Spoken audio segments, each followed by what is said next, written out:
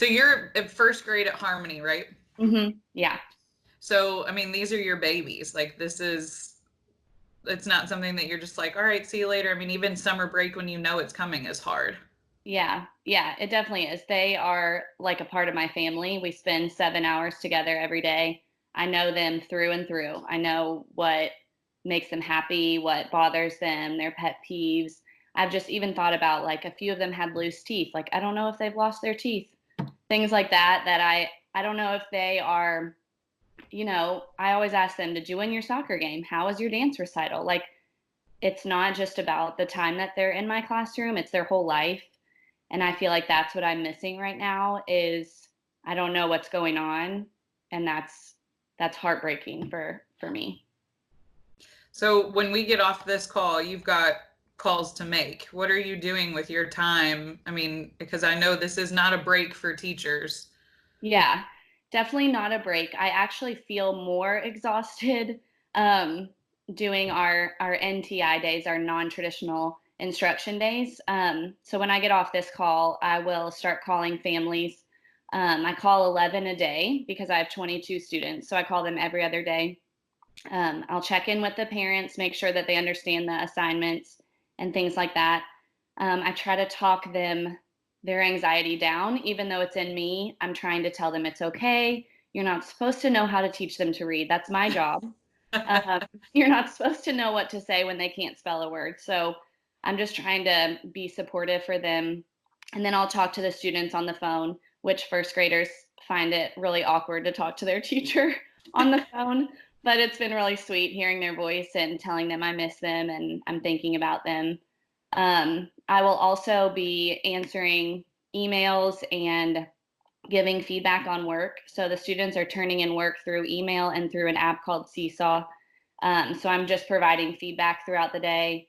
Our school has like professional development book studies going on right now, so I'm working on those.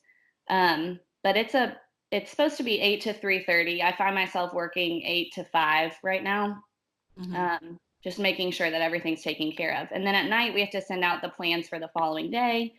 Um, so it's full time and it's not in the way we like. We like to be face to face with the kids. We like the relationships we have with them, and that's what I feel like is really missing. So in the coming weeks, we'll be setting up some FaceTime calls to really teach them, like get out your book and put it on the screen so I can teach in front of the parents, and that kind of thing. So we're doing the best we can. I mean, this is, though, obviously, this whole situation is so unprecedented, but the fact that you all have these tools to be able to still teach in some regard, I mean, that's got to be somewhat, maybe not comforting to you, but, it's not like you've lost all contact with them. Yeah, yeah. I mean, I've only been a teacher for 5 years, and I feel like it's changed so much just in those 5 years. But it's incredible that we can do this. I mean, even this talking to you like this is really Mhm. awesome. But I have found myself really thankful for technology. Now, we do have students that don't have the technology that they need, and so we have found ways around that. We had bus drivers deliver their work to them at their house, and I've been contacting them through phone and things like that. But we tried to make for the first graders, we tried to make all their assignments be not on a device. First of all, we don't want them to have too much screen time, Mhm. and second of all, we want to make sure all of our kids have access to the assignments. So for those students, they are just working in a journal or in their math workbook and completing the assignments that way. So then how do those get turned into you? Pictures or? The plan is when they return, they will turn in all the work that they've done, and that's how we'll count their attendance. Mhm. For parents that have access to technology, they're turning in assignments through email, and I'm just kind of saving them for now. Mhm. Um, but just an accountability piece. It's been hard to track the students that don't have the technology, so I'm just using the phone calls to help me make sure that they're on track. Right. So, if when you're talking to these parents and stuff, and they're anxious about they're working at home most likely, or they're worried about their own work situation and that sort of deal. how do you comfort them and you know, kind of reduce their anxiety about having to also be their child's teacher now? Yeah, I've told them, first of all, we're all in this together, and I've said that since the first day of school. We're a team. I'm a team with the families. I'm a team with the community. We all want what's best for the kids, which right now might not be learning. It might be safety. It might be comfort. They need these things right now that we need to make sure we're giving them. And so I tell parents, first of all, don't make it feel, it's not supposed to feel normal. If it doesn't feel normal, it's okay. So don't stress that it doesn't feel right that the kids are working at your house. It shouldn't feel right, and it's not going to feel right. I have given them, excuse me, a few tips about how I would set it up if it were my own kids. We know that kids thrive on a schedule. So I told them, I sent them a kind of a preview schedule of how I would lay it out, but however works for their schedule, I told them to try and make it the same every day. Kids really thrive off a predictable schedule. So if you want to do reading first, great. If you want to do math first, great. I also told them between each assignment, they need a brain break. That might be, I'm going to watch a video on YouTube. That might be, I'm going to walk around the house. I'm going to go for a walk in the neighborhood. I'm going to walk the dog, whatever it might be. Between every assignment, they need to move. Our assignments are 20 minutes, and we do the same thing in the classroom. When they're finished working, we move.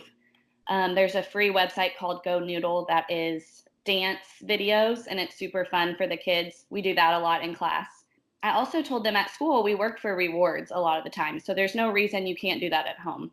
Mm-hmm. You can say to your kid, if you finish this assignment, then you get a snack. Or if you finish this assignment, then we will do something fun. We'll draw, we'll walk around, things like that.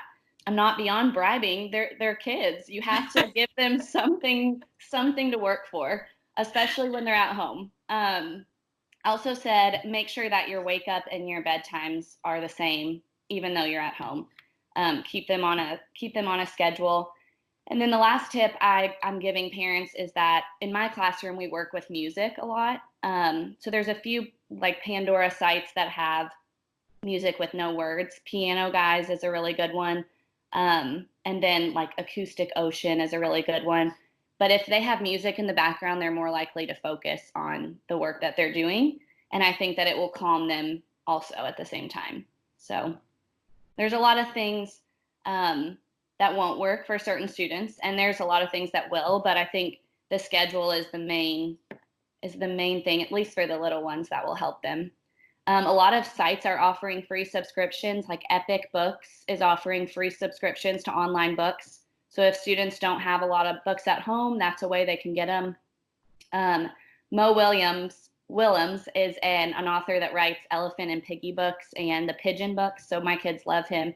He's doing a lunch doodle every day on YouTube. At 1 o'clock, you can log on and he'll give you instructions to draw one of his characters.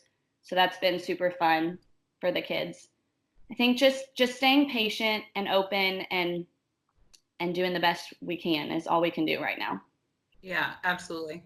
And lastly, I just want to check in with you personally and your family. Are you guys, everyone okay? Everyone, you social distancing yourselves? And yeah, it's been hard. I'm a very social person.